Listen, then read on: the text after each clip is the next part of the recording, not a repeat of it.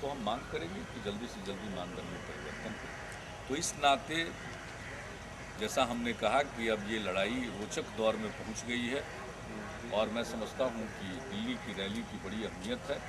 उसके बाद ये लड़ाई ज़रूर निर्णायक दौर में पहुंचेगी और मुझे पूरा विश्वास है कि अंततोगत्वा बिहार के लोगों को न्याय मिलेगा।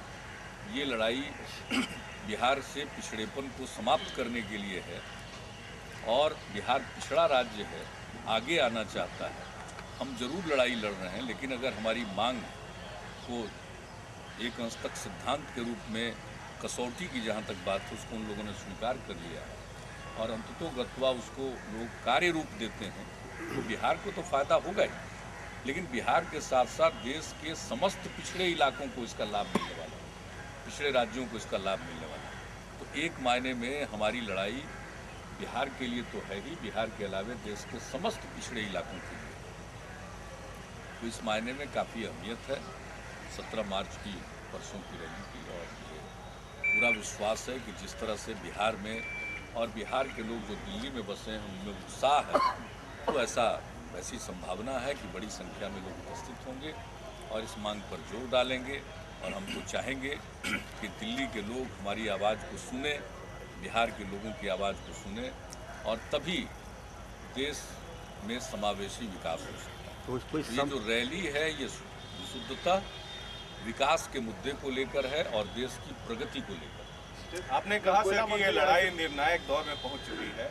2009 में आपने कहा, मैंने कहा कि रोचक दौर में पहुंच गई है और उस रैली के बाद निर्णायक दौर में कोई समय सीमा है, क्योंकि अगले साल चुनाव भी आने वाले हैं।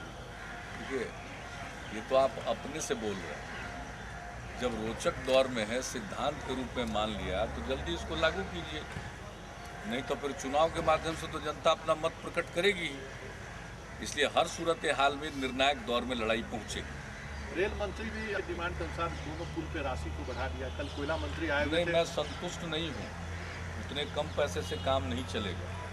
हमने पहले भी पत्र लिखा था, आज जो वित्तीय वर्ष समाप्त होने वाला है इसमें भी हमने ज़्यादा राशि की मांग की थी और अगले बार के लिए भी ज़्यादा 180 करोड़ से और 175-80 करोड़ से ये पटना का और मुंगेर का रेल पुल पूरा नहीं होगा।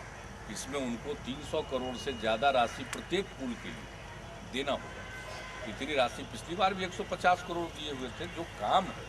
और आप जानते हैं रेल का पुल पूरा हो जाएगा तब उसके ऊपर सड़क का पुल बनना है, और सड़क का पैसा चाहे बिहार सरकार हो या केंद्र की सरकार हो, मुंगेर के मामले में उन लोगों ने दिया हुआ है, तो रेल को ही पूरा पैसा देना है। आप जो कहेंगे उससे हमारा संतोष नहीं होता है। और इस विभाग, इस मंत्रालय का काम देखने का तजुर्बा है। मैं पहली बार देख रहा हूँ कि मेगा ब्रिज के मामले में भी धनराशि की कमी की जा रही है। मेगा ब्रिज का तो ये रहा है, पहले से परंपरा रही है कि अगर एक बार शुरू हो गया तो चाहे जो भी हो उसमें पैसा लगाया जाता है। जब धन की कमी रहती थी तो भी लगाया जाता था। ये तो पहली बार हम देख रहे हैं कि वर्षों से ये काम लंबित है। जिस गति से काम हो रहा है इसकी कंप्लीट समय तो कई बार इसका बढ़ाया गया, बढ़ाए हुए समय के मुताबिक भी इतने कम धनराशि से पूरा नहीं होना। हम उससे, इसलिए आपने जब ये बात कही तो इससे हम संतुष्ट नहीं है, वो अलग से हम उठाते रहते हैं। कोल लिंकेज को लेकर भी कल कोल लिंकेज को लेकर के तो हम आदरणीय प्रधानमंत्री जी से मिले, सर्वदलीय शिष्टमंडल मिला, उसके बाद भी 2 बार हम मिले हैं।